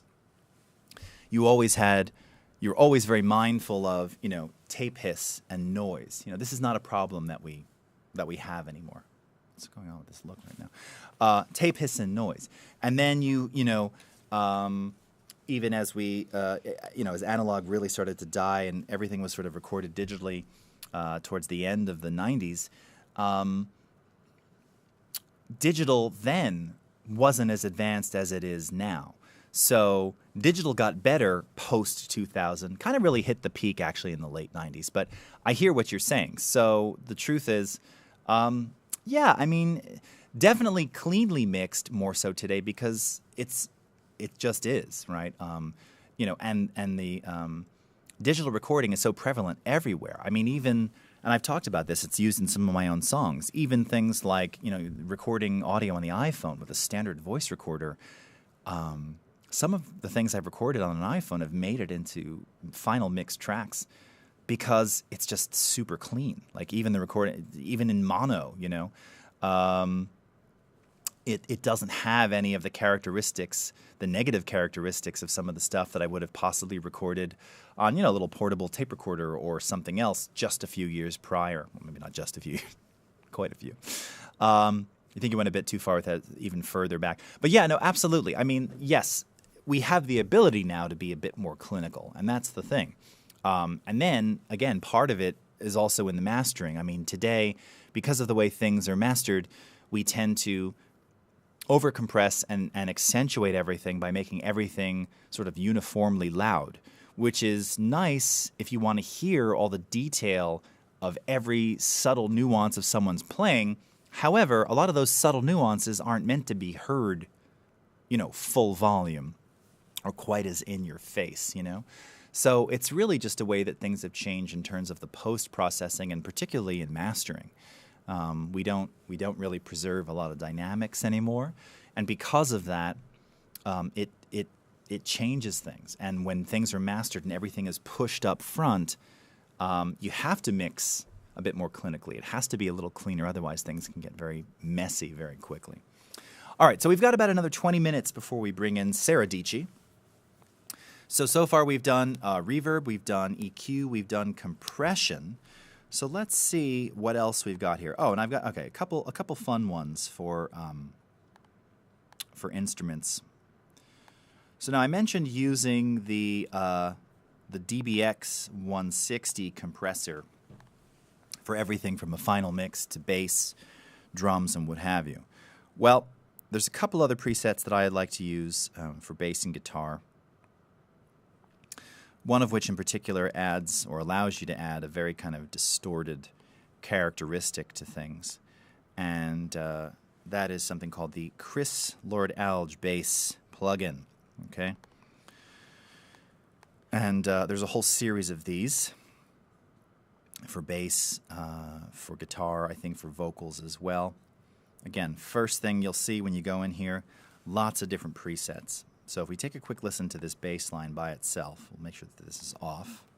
So this is the clean Rickenbacker bass recorded as it was.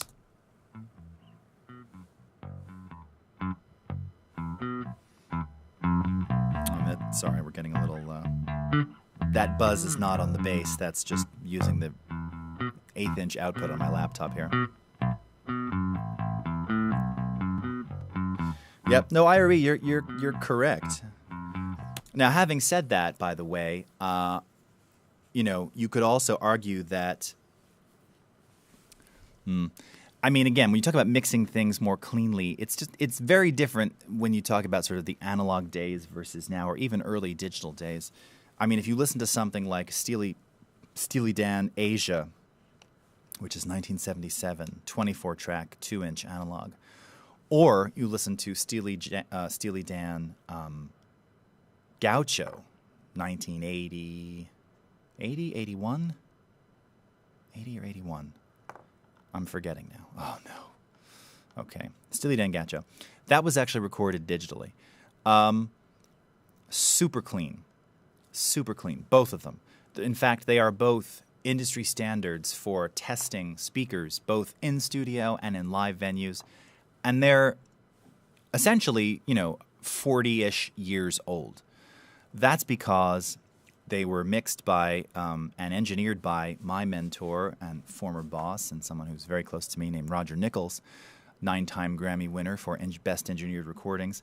But, you know, they were mixed by the best using the then best gear, and November 1980, there you go. So I was right. Came out in 80, probably first really heard it in 81.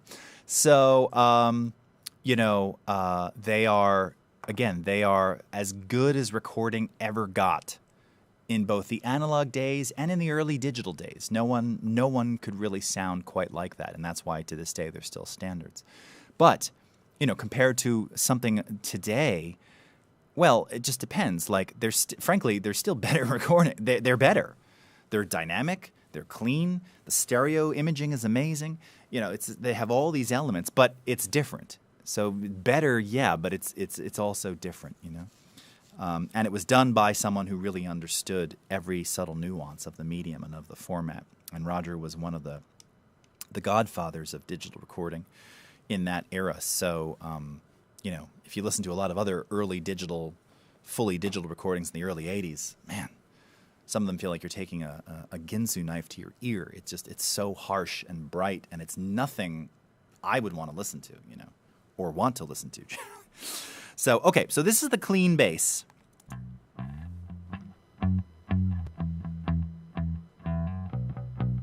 And let's kick in this plug-in here.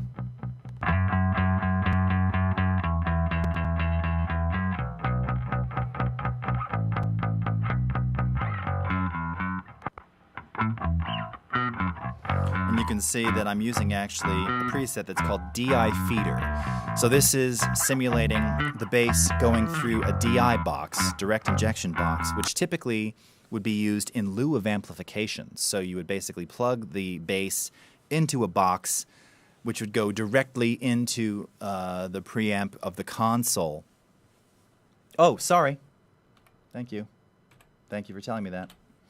And you can process it after, but it would often sound a little too clinical, too clean, not, especially if it's like rock or something. Didn't generally sound very good. So this adds the element of the DI box, but also you have all these other controls here to add some honk, some push, i.e. compression there, a little bit of growl in the form of distortion. You can also do pitch things. It's not uncommon to have some kind of a spreader or Bye Magenta X, thanks so much for joining us. Yes, I was talking about Roger Nichols, IRE. Roger Nichols, also known as the immortal Roger Nichols. And as I said, he was my mentor, and I was fortunate enough to work with him for a number of years, and even in his last years. And he passed away about 5 years ago, and you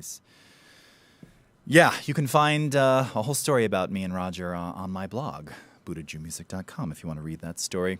And just an amazing man, and as I said, one of the godfathers of digital, one of the godfathers of one of the first drum replacement computers pre-drum machine, known as the Wendell. Oh, and CBR already just posted the link to that, and it refers to Gaucho, the album, which was one of the first, where he used this very primitive computer to do sample replacement of the drums, of all the drums on the album. So they're actually played, but each hit was replaced by a digital sample.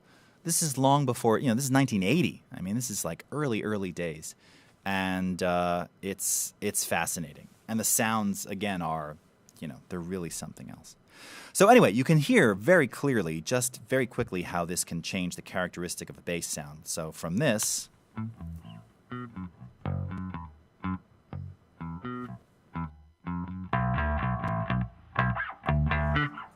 we can change the distortion characteristic here if we want. Oh, I see some people have just entered the studio. I can't physically see them right now, but there they are. Oh, there's Heidi. There's Sarah. Okay, hi. Okay. So you can really hear what this is doing in real time and how it changes just the entire feeling of the bass line here. If we kind of cycle through a couple of these, this will give you a better idea. Let's go to this one here, piano wire. Some of these are really distorted and dirty.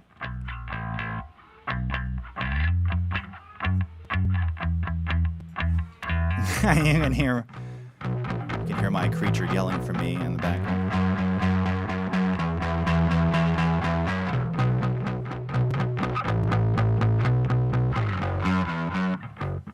Now, if you've never seen a rhino or heard the sound that a rhino emits, it is not unlike that preset right there. All right? It is. It's dark, it's loud, it's distorted, and it may frighten you. So keep that in mind. Don't get it in the way of a rhino. Okay, so that's the CLA bass mono stereo bass effect here.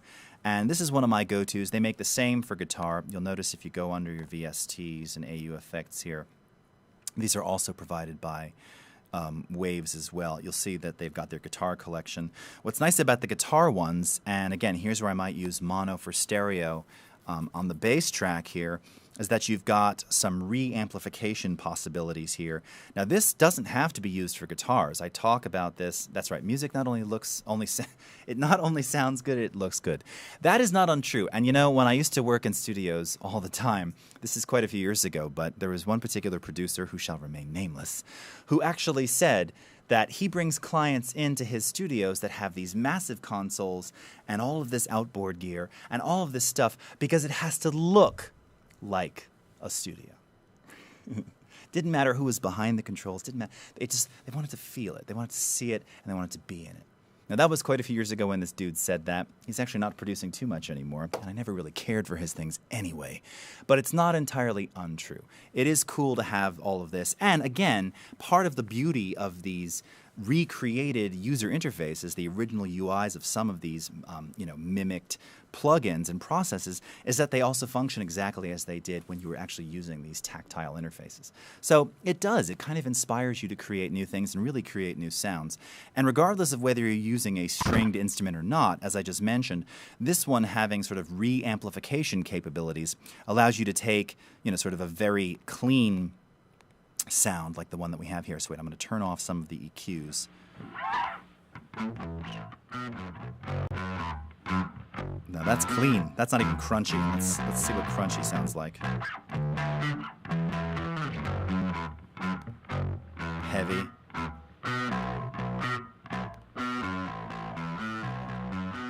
All right. So again, you can do some really interesting things. This is also great for vocals. If you ever tried vocals with this before, any kind of distortion effects, very commonly used, right, on vocals today. Drums as well. You can get some really crazy sounds with drums. In fact, here, just to kind of show you that in our last 9 minutes here before we bring up Sarah Dici, the next Adobe Creative Resident. And again, all afternoon, I'm going to be featuring all the creative residents here. We've got a link in the chat so you can find out more about the Adobe Creative Residency. We were so lucky to have Craig Winslow with us just about an hour and a half ago. They are back from a presentation. How did it go? How did it go, Sarah? It went great. Sarah says, great. You're going to learn all about this in just a couple of minutes and see what Sarah's been up to. We learned a little bit about you and Craig walking down the piers yesterday and shooting some stuff. So very excited to see what you're going to work on the stream today.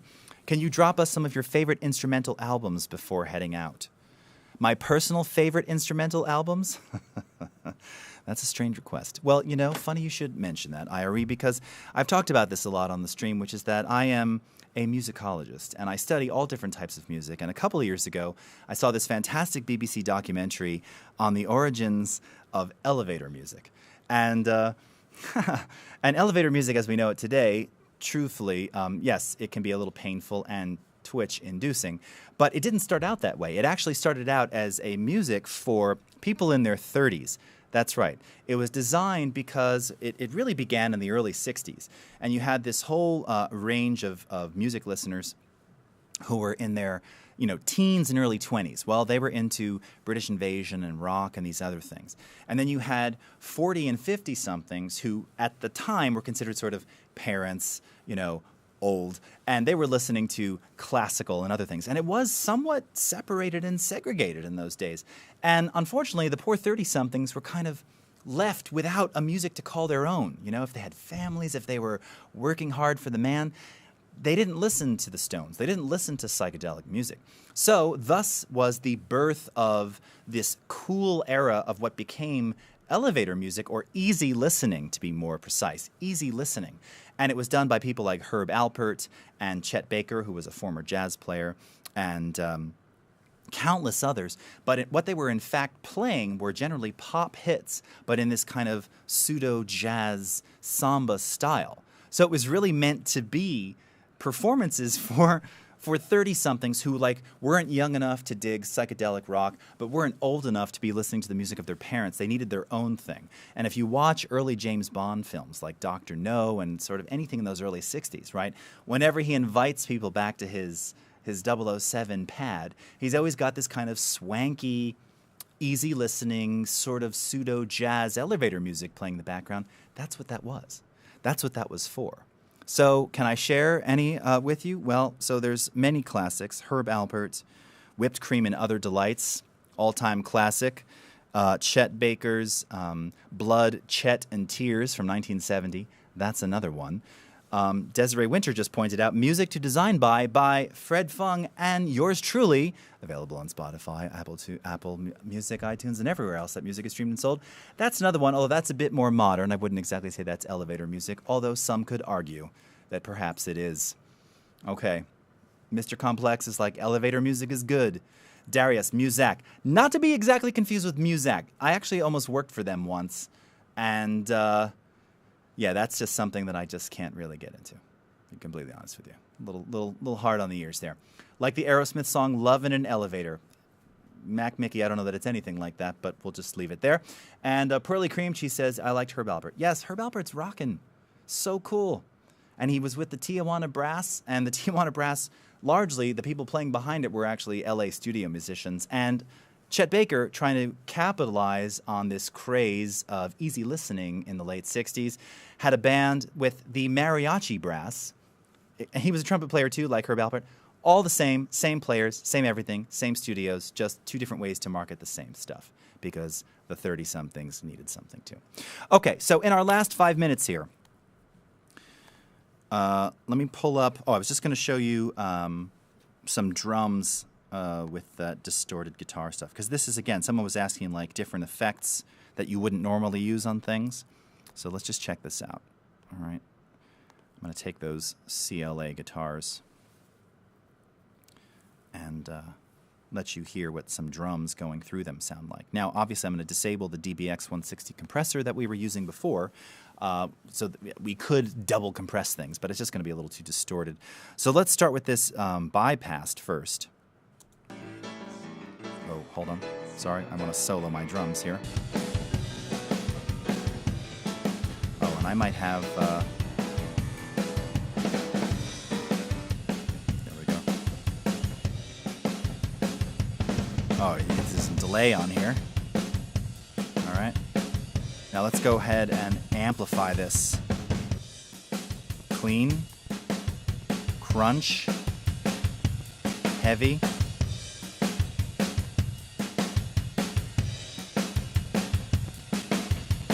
Now you're getting a little bit of audio dropout here because it's super heavy. But you can actually hear how it changes the whole characteristic of the kit. It kind of narrows the equalization curve, right? So it really pushes out a bit more of those mids. You still have a lot of the definition in the low end and the kick, but you've got a lot of that crunch in the ride and in the crash cymbals there. You know, it's all about experimentation, right? And that's one of the benefits of leveraging an application like Premiere Pro or Audition or any VST host, which is that you can use these things in non-traditional ways. And this was actually something one of our sort of Adobe stars that you know probably from YouTube. In fact, Sarah Dici, who's up in just 4 minutes, interviewed said person from the YouTube at VidCon a few weeks ago. I am, of course, talking about Devin Graham, a.k.a. Devin Supertramp. And one thing that he said, he actually spoke for us at NAB a little over, I guess it was about, 2 years ago. And he was on stage and he was kind of talking about how he became who he is and how he got started in video and how his sort of success started to really escalate. And what he said was that part of it was that while he actually went to film school and wound up leaving before graduating, a lot of the people that he was working with didn't. And frankly, they didn't like the rules they were being taught, and some of them who didn't even know them, they didn't know what rules they were breaking.